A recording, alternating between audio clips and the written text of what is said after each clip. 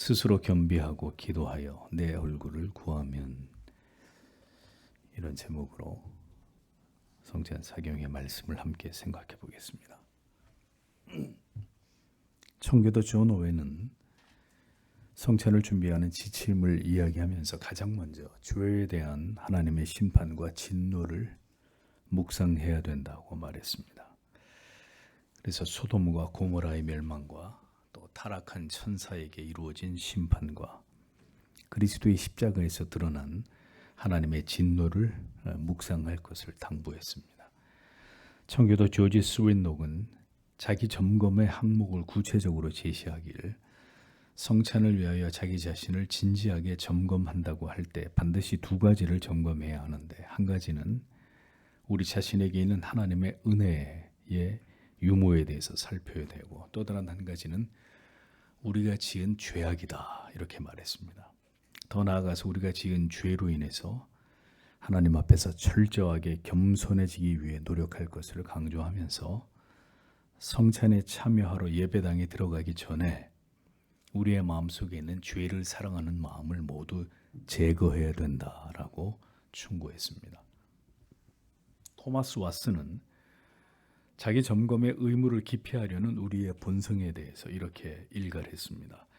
우리는 성찬에 참여하기 전에 반드시 우리 자신을 점검하는 일을 해야 한다. 그것은 성경이 우리에게 반드시 하라고 명하는 의무이지만 우리 마음은 그것을 싫어하고 꺼려하기 때문이다. 우리 마음이 본능적으로 싫어하는 것 중에 자기 점검만큼 싫어하는 것도 드물다. 물론 우리는 그 의무가 필요하고 유익한 의무라고 생각한다. 하지만 우리 마음은 그것을 싫어한다. 그렇다면 왜 우리 마음은 자기 점검을 그토록 싫어할까? 우리의 부패한 본성이 드러나기 때문이다. 우리 마음에는 죄책감이 있는데 죄책감이 있는 사람이 어찌 점검받는 것을 좋아하겠는가? 이렇게 말을 했습니다. 자, 그러니까 청교도들은 성찬에 나아감에 있어서 일관되게 회개를 굉장히 중요한 요소로 강조를 했다는 것을 알 수가 있습니다. 진정한 회개야말로 자기 점검에 있어서 가장 중요한 부분이다라고 여겼던 것입니다. 오늘의 본문은 솔로몬이 성전을 지어 봉헌한 이후에 하나님께서 솔로몬에게 나타나셔서 당부하신 말씀 가운데 한 부분입니다. 성전에서 이스라엘 백성들이 하나님을 향해서 무엇을 행하는 것을 하나님이 원하셨는지를 하나님은 솔로몬에게 말씀하셨습니다. 그 가운데 특별히 하나님께서 이스라엘 백성들에게 재앙을 내리실 때 이스라엘 백성들이 하나님 앞에서 어떻게 반응하는 것이 하나님 앞에 올바른 것인지를 하나님은 말씀해 주셨습니다. 13절을 보면, 만일 내가 하늘을 닫아 비를 내리지 아니하거나 메뚜기들에게 명령하여 땅을 삼키게 하거나 내 백성 가운데 역병을 보낼 때, 이렇게 기록이 되어 있습니다.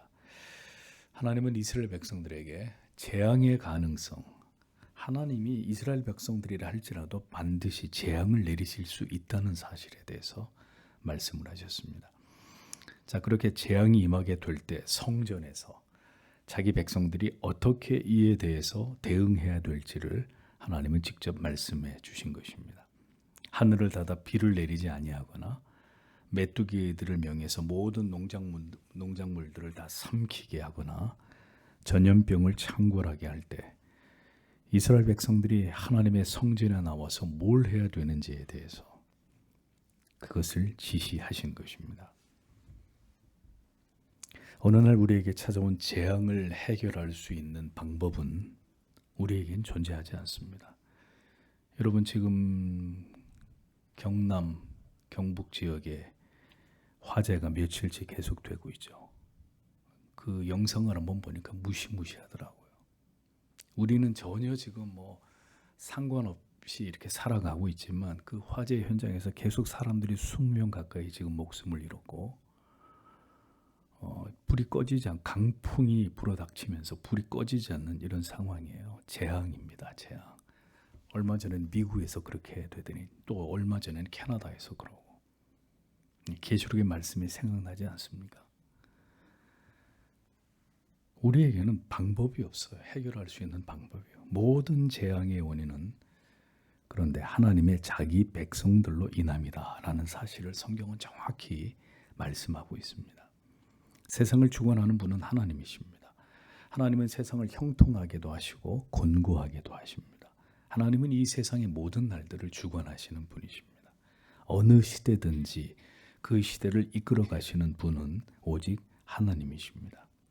역사는 인간이 주체가 아니라 하나님이 주체이고 역사의 주인공이십니다. 그런데 하나님이 인간의 역사에 개입하시는 방식이 역사 속에 두 가지로 나타났었습니다.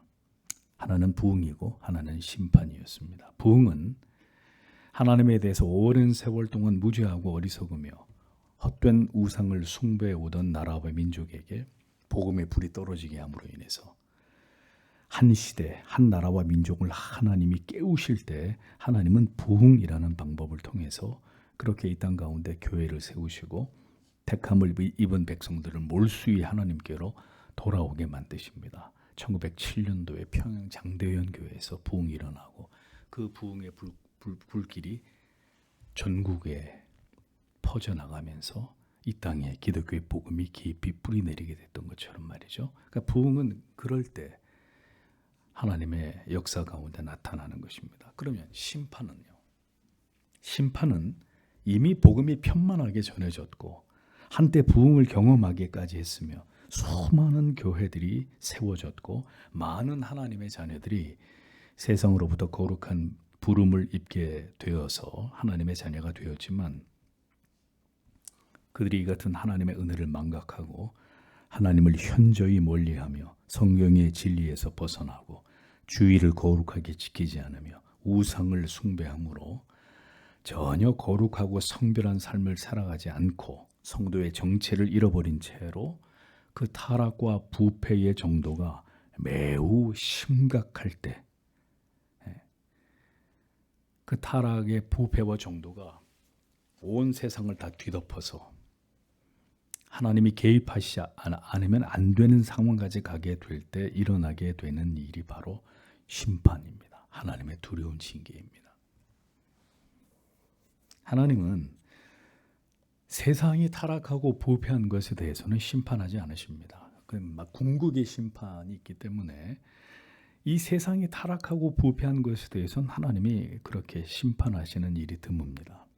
하나님을 알지 못하는 세상은 처음부터 끝까지 죄악을 향해서 달려가게 될 거라는 것을 하나님이 아시고 계시기 때문에 세상이 뭐 얼마나 타락하든 세상을 심판하려고 하는 것은 하나님의 뜻이 아닙니다. 그러나 하나님을 마땅히 경외하고 사랑하고 그 명령과 법도와 율례를 따라 행해야 될 하나님의 자녀들이 죄악된 길로 행하는 것에 대해서는 이것은 전혀 다른 문제가 됩니다.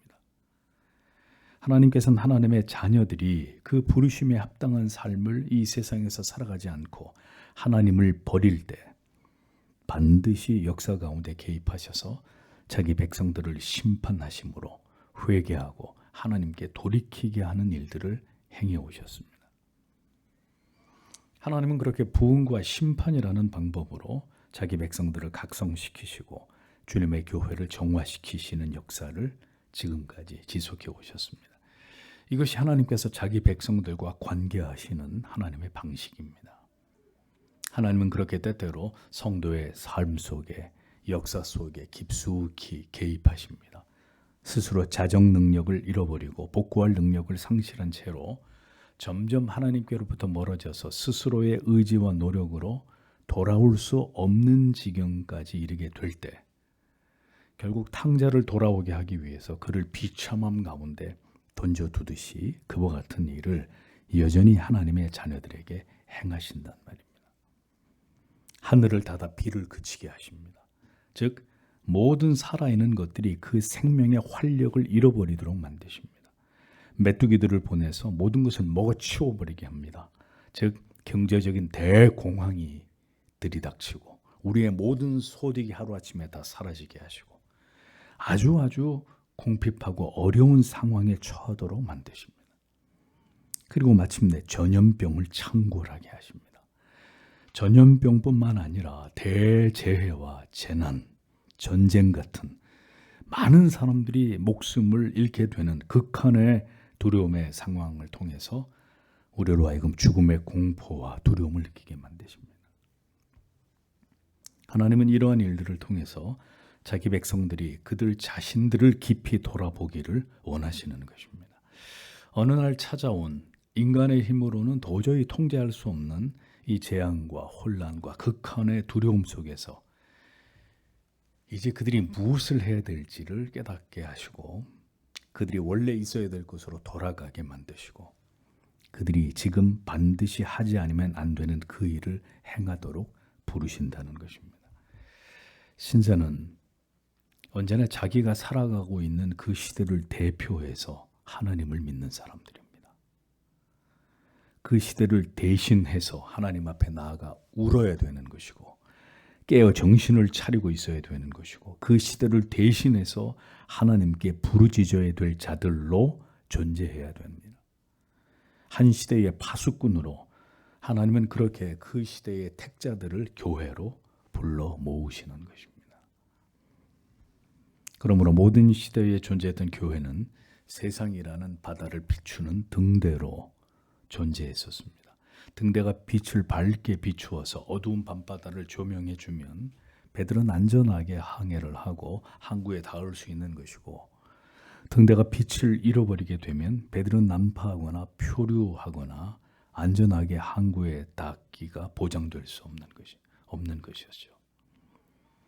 성도는 언제나 자기가 살아가는 시대 속에 회개하는 사명을 가진 자들입니다.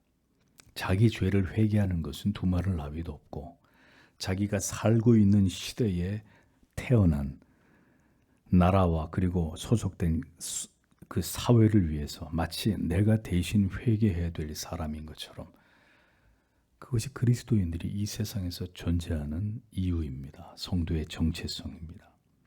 시대가 평안하고 번영하면 그 시대를 대표해서 하나님께 감사를 드리고 그 평안한 날들 속에서 더 힘을 다해서 하나님을 예배하고 복음을 전파하는 사명을 감당해야 되고 만일 우리가 살아가고 있는 이 시대가 암울해지면 전쟁과 재난과 재해와 어떤 박해와 핍박들이 일어나면서 재앙을 우리가 겪게 될 때는 우리의 죄가 그 시대가 하나님께 범하고 있는 그 죄에 대해서 그 악한 시대를 대신해서 하나님 앞에 회개해야 될 책임이 우리 그리스도인들에게 있다라는 사실을 우리는 깊이 생각할 수 있어야 합니다. 성도 여러분, 성찬식에 나아가기 전에 우리는 이 국가적 대혼란과 그리고 우리가 살고 있는 이 시대의 유행처럼 번지고 있는 반성경적, 탈기독교적인 거대한 이 배도의 현상 앞에서 우리 자신의 죄뿐만 아니라 우리가 살고 있는 이 나라와 이 시대의 죄의 문제들을 깊이 생각해 볼 필요가 있다는 것을 우리는 깊이 생각해 볼 필요가 있습니다.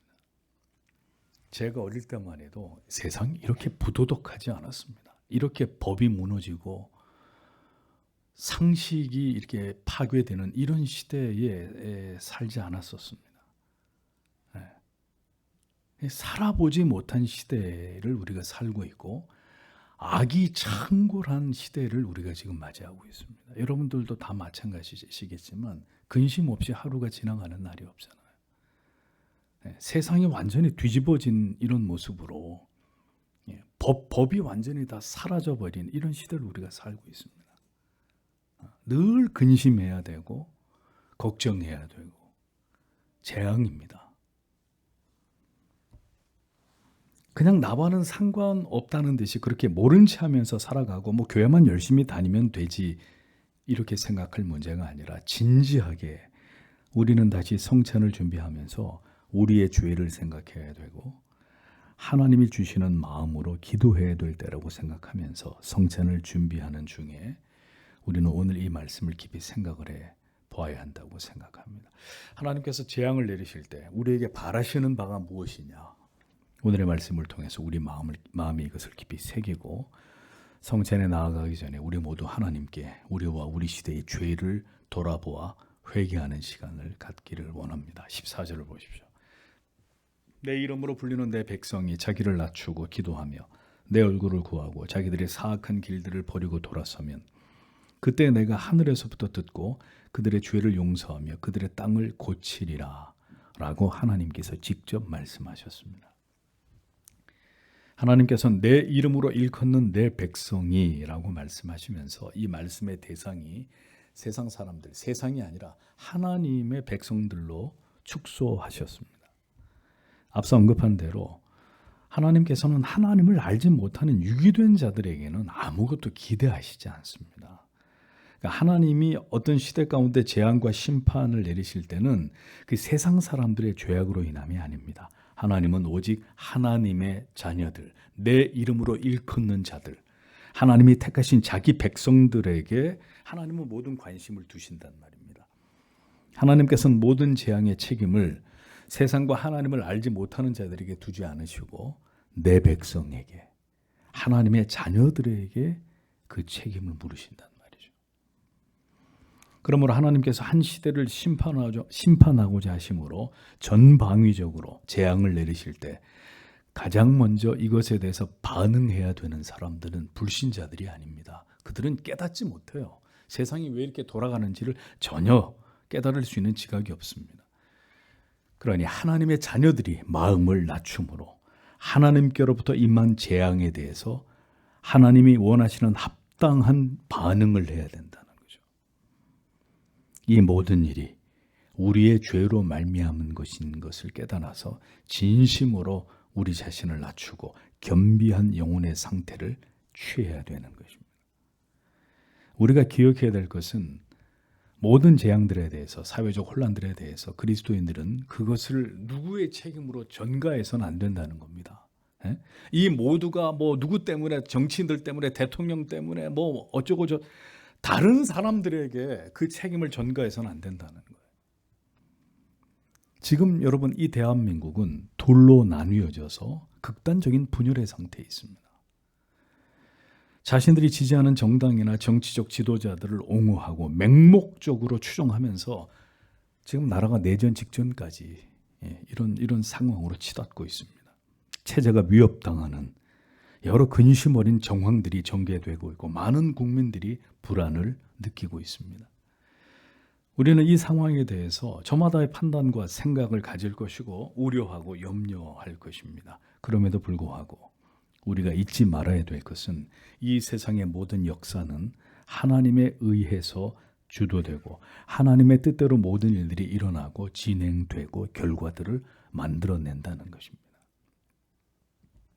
그러므로 우리는 우리의 눈앞에 보여지는 어떤 상황이나 사태에 주목할 것이 아니라 이 모든 혼란과 위기와 분열과 갈등의 상황 속에서 우리 하나님 앞에서 우리 자신을 낮추는 일에 초점을 맞추어야 합니다. 우리의 눈앞에서 벌어지는 모든 현실의 문제들이 그 시대의 교회와 성도들의 영적인 지표와 절대로 무관하지 않다는 것을 알고 반드시 우리의 깊은 죄와 허물을 돌아보는 계기로 삼아야 한다는 것입니다. 그러니까 우리는 아무 죄가 없는데 세상이 지금 저렇게 미쳐 돌아가는 건가요? 교회와 그리스도인들은 아무 잘못이 없고 온통 세상이 저렇게 굴러가는 것은 전적인 세상의 죄악 때문인가요? 하나님은 우리 각자의 사악한 길들을 버리고 돌아설 것을 말씀하셨습니다. 그 악한 길에서 떠나 스스로 겸비하고 기도하며 라고 말씀했죠. 우리는 우리가 행하는 것이, 우리가 살아온 것이 다 옳다고 생각합니다. 모든 잘못은 다 다른 사람에게 외부적인 환경이 있는 것이고 우리 자신에게는 아무런 잘못된 것이 없다고 여깁니다. 타인의 죄와 허물에 대해서는 민감하지만 정작 자기 자신의 죄와 연약에 대해서는 상대적으로 상당히 둔감하고 관대합니다. 악한 길이라고 했습니다. 악한 길에서 떠나라고 했는데 악한 길이라고 했기 때문에 이게 무슨 뜻일까요? 악으로 난 길을 만들어 놨다는 거예요. 악으로 달려가는데 아주 신속하게 악을 향해 달려갈 수 있는 길이 뚫려 있는 거예요. 이미 우리의 삶에, 우리의 영혼 안에. 그러니까 이것은 한두 번 악을 행한 것이 아니라 지속적으로 죄를 행한 것을 의미합니다. 우리 안에 죄악의 길이 나 있단 말이에요. 악의 길이 나 있다고요. 하나님이 내리시는 재앙과 심판 앞에서 우리는 우리가 걸어온 길 가운데 우리의 무지와 고집 속에 우리가 행한 모든 일들에 대해서 죄악됨을 찾아야 합니다. 거듭 끊지 못하고 지속하고 있는 모든 죄들은 크고 작음을 떠나서 전부 다 악한 것입니다. 정말 어쩌다 우리의 연약함 때문에 넘어지는 어떤 죄와 지속적으로 이미 우리의 일부가 되어서 계속 죄의 낙을 즐기면서 그것에 몰입하고 있는 것이 있다면 그것은 어쩌다 저지르는 죄와 동일한 차원의 죄가 아니란 말입니다. 악한 길에서 분명히 돌이키라고 했습니다. 이 땅의 교회들이 하나님 앞에 죄악된 길로 지금 행하고 있는지 있지 않은지를 돌아봐야 합니다. 가톨릭은 수백 년 동안 성경에서 벗어나 그릇된 길로 갔습니다. 결국은 하나님이 교회를 개혁하셨죠. 과연 이 땅의 교회들은 지금 이 땅에 개혁된 교회들은 하나님께 드리는 예배에 있어서 성경과 교리의 올바른 가르침과 선포에 있어서 하나님 앞에 전혀 그릇된 것이 없고 진정으로 사람이 아닌 하나님만을 높이려고 하는 그 중심을 이 한국의 교회들이 지금까지 견고하게 지켜왔느냐. 인본주의, 세속주의, 현세기복주의, 은사주의 등등의 그릇된 신앙은 이미 한국 교회가 걸어온 고질적인 악한 길이었습니다. 아주 고질적인 악한 길, 지금도 뿌리 뽑혀지지 않고 있는 악한 길입니다. 정말 주님이 오실 때까지 돌이키기 어려운, 하나님이 이 땅의 모든 교회를 갈아엎는 대대적인 수술을 하시지 않는다면 절대로 바뀔 수 없는 이미 한국 교회가 걸어온 악한 길입니다. 이 땅의 그리스도인들은 진정으로 하나님과 교회를 사랑하고 지체들을 자기 몸처럼 사랑하고 모두 협력해서 선을 이루는 일에 힘쓰고 세상에서 도덕적이고 정직하고 성실한 삶으로 세상의 빛과 소금이 되어 왔느냐. 우리는 진정으로 하나님 앞에 사악한 죄를 계속해서 범하고 있는 부분들이 없는지 우리에게 닥친 이 모든 어려움 속에서 정직하게 그 모든 것을 살펴야 한다는 것입니다. 하나님이 보시기에 오래 묵은 죄, 거듭 반복하면서도 돌이키지 않고 있는 감추어진 죄라고 인식조차도 하지 못하고 있는 그 죄의 사악함들이 우리 안에 깊이 뿌리 내려져 있지는 않은지에 관해서 돌아보아야 한다는 것입니다. 분명히 악한 길에서 돌이키라고 하나님은 말씀하셨습니다. 그러니까 성도 여러분, 회개는 그렇게 형식적으로 가볍게 할 수 있는 것이 절대로 아닙니다. 철저하게 우리 자신의 영혼과 삶의 이 갈피 하나하나를 들추어서 그 안에 숨겨진 죄까지 발견할 수 있는 은혜를 구해야 합니다.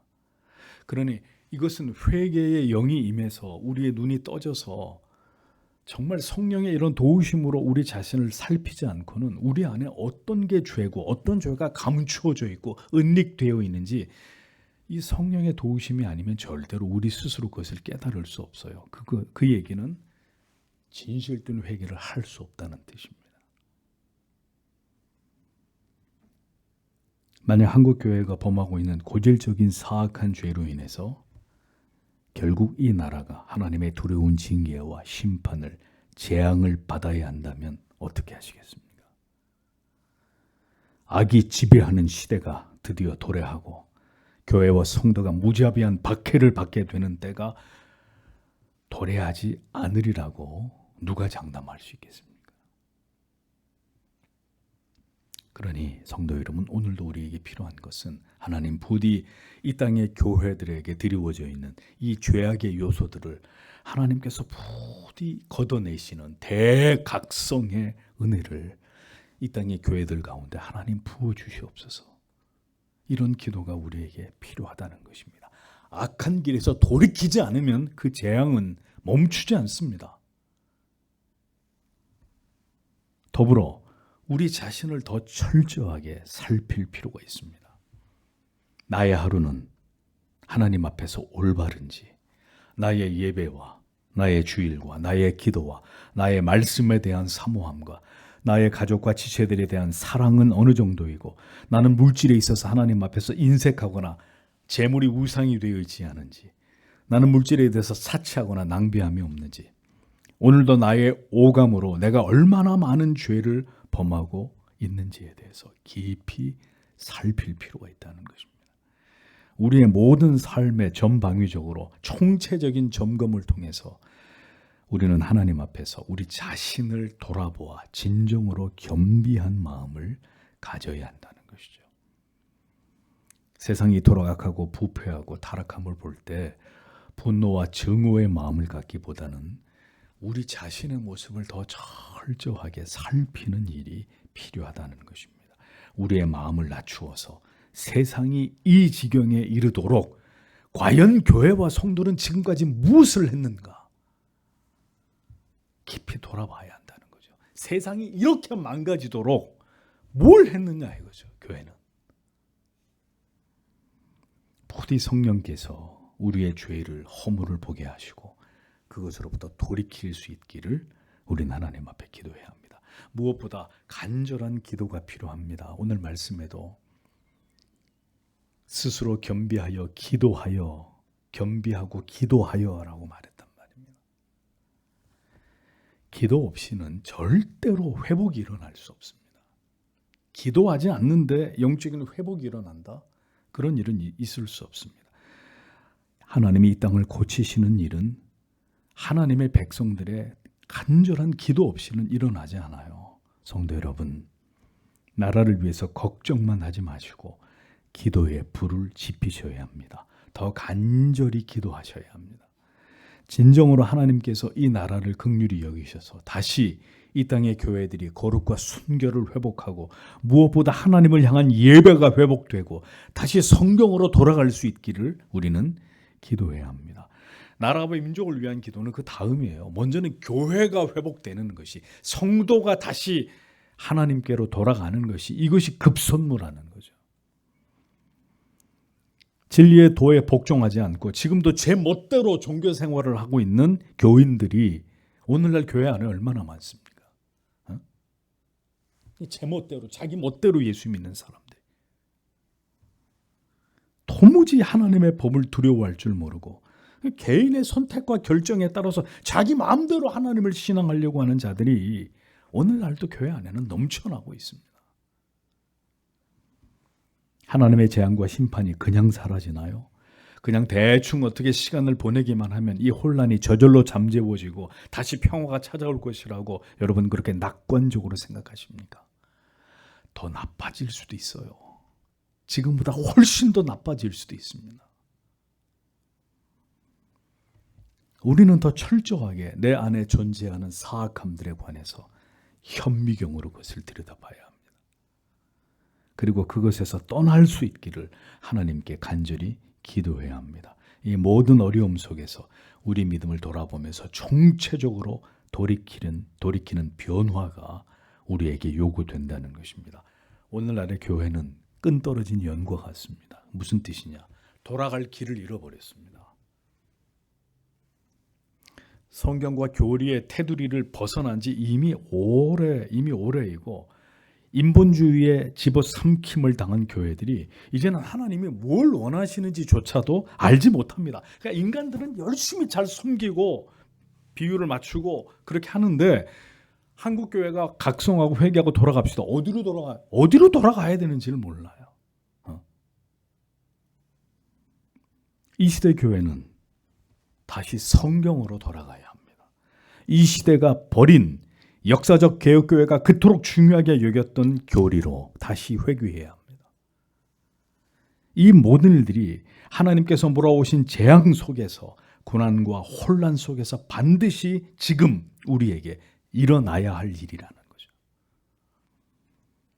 우리는 다른 방법으로, 우리가 원하는 어떤 방법으로 계획에 의존해서 우리가 바라는 바대로 어떤 결론에 이르기를 억지해서는 안 됩니다. 그건 다 우리의 생각입니다. 이렇게 됐으면 좋겠다. 우리의 생각이라고요. 우리는 성경에 내 얼굴을 구하면이라고 말씀했죠. 하나님의 얼굴을 구해야 합니다. 우리 생각이 어떻게 되면 좋겠습니다. 그게 아니라 먼저는 하나님의 얼굴을 구해야 된다. 하나님의 얼굴을 구한다는 의미는 모든 문제의 열쇠를 하나님이 가지고 계심을 믿고 오직 하나님만을 의지하고 하나님의 뜻에 전적으로 순복하여 따르고자 하는 그 마음을 가져야 한다는 뜻입니다. 역사의 흥망성쇠를 주관하시는 분은 하나님이시죠. 부하게도 하시고 가난하게도 하시고 평화롭게도 하시고 전쟁을 일으키실 수도 있는 분이 하나님이십니다. 승리를 주기도 하지만 패배를 맛보기도 하시고 핍박을 주시기도 하지만 그 모든 박해로부터 어느 날 참 자유와 평안을 주시기도 하시는 분이십니다. 우리는 하나님의 절대적 주권과 섭리를 믿어야 합니다. 오직 하나님의 얼굴만을 구하면서 모든 것이 하나님의 뜻과 계획대로 되어질 것을 믿고 바라고 그것을 인정하는 자들이 되어야 합니다. 우리가 얼마나 하나님을 의식하지 않고 내 생각과 내 고집과 내 계획대로 그렇게 살아왔는지를 돌아보십시오. 과연 하나님의 얼굴을 구한 적이 있는가? 하나님께서 과연 기뻐하시는 뜻이 무엇인지에 대해서 얼마나 깊이 고뇌하고 기도하고 하나님의 뜻을 구했는지를 우리는 돌아봐야 합니다. 하나님의 얼굴을 구하지 않고 내 얼굴의 기쁨을 구하면서 우리가 그렇게 살아온 것은 아닌가?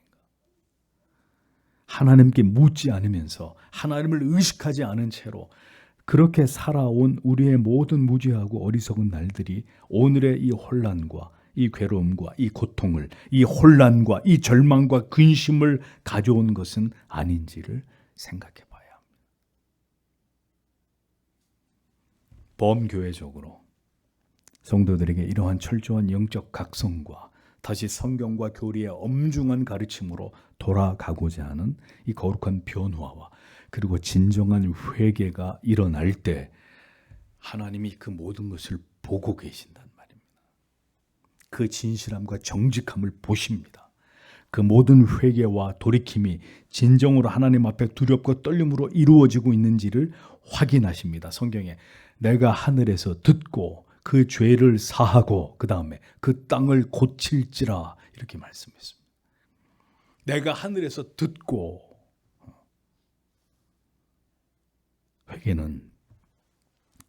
회개는 절대로 인간이 보기에 인간의 기준에서 만족스러운 것이 되어서는 안 됩니다. 만약 그렇게 되면 더 큰 재앙이 임할 수 있습니다. 하나님을 기만하려고 들었다가는 더 큰 화가 임합니다.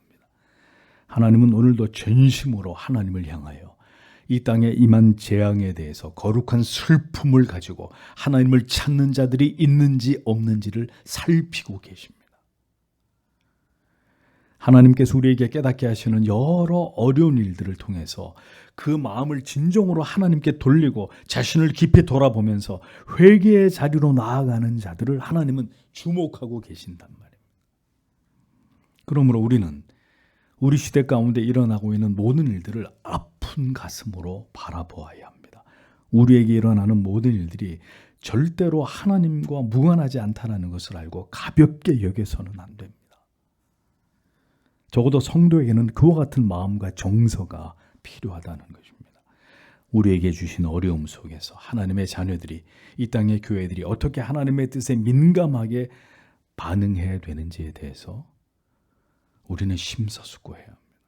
안타깝게도 하나님의 마음을 알아서 우리에게 닥친 재앙과 고난 앞에 하나님이 원하시는 대로 올바로 반응하지 않게 되면 그 재앙과 시련의 크기는 더 커질 수밖에 없다는 것이죠.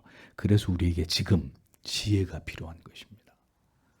정말 하나님께서 그 시대의 자기 백성들에게 무엇을 원하시는지를 명민하게 이것을 읽어내고 분별해서 하나님이 원하시는 모습으로 우리가 반응하는 것이 지금 매우 중요하다는 거죠.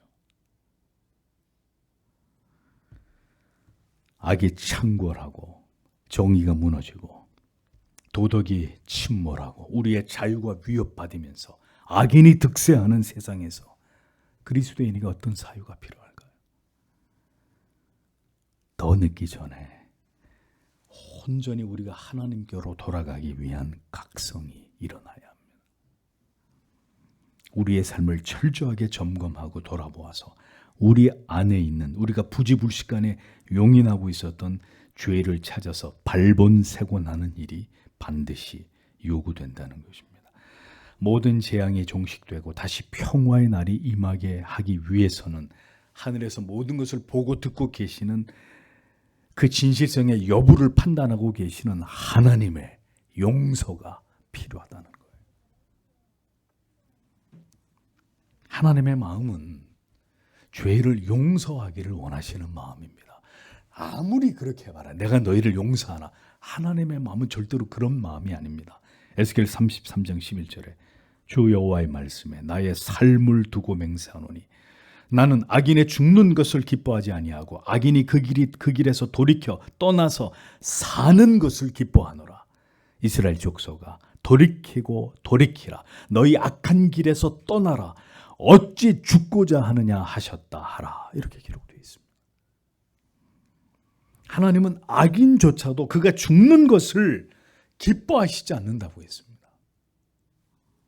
아무리 악을 행한 자라 할지라도 하나님의 뜻은 그가 돌이켜서, 그 죄로부터 돌이켜서 그 죄에서 떠나서 회개함으로 살 길을 찾는 것이라고 분명히 말씀하셨습니다. 그 마음으로 하나님은 언제나 이스라엘 백성들의 돌이킴을 촉구하셨습니다. 너희가 어찌하여 죽고자 하느냐, 왜 죽으려고 하는 길로 가느냐, 왜 멸망당하려고 하는 길로 기어이 고집스럽게 가려고 하느냐, 탄식하셨던 하나님이십니다. 오늘도 하나님께서는 이 모든 재앙과 같은 혼란과 혼돈과 이 갈등 속에서 하나님의 자녀들이 돌이키기를 기뻐하십니다. 죄를 모두 용서해 주시고 다시 이 땅을 새롭게 하기를 원하시는 분이 바로 하나님 아버지십니다. 하나님께서는 치시기도 하지만 하나님은 싸매어 고치기도 하시는 아버지십니다. 우리의 죄를 사하시고 다시 하나님께로 돌이켜 거룩하고 순결한 삶으로 오직 하나님의 영광을 위해서 살아가고자 하는 그 삶을 회복하기를 하나님은 원하십니다. 이 땅의 이 모든 혼란을, 갈등을 종식시켜서 이 땅을 고치기를 원하시는 분이 하나님의 마음입니다. 그분이 하나님이십니다. 그러므로 성도 여러분, 우리는 기도해야 합니다.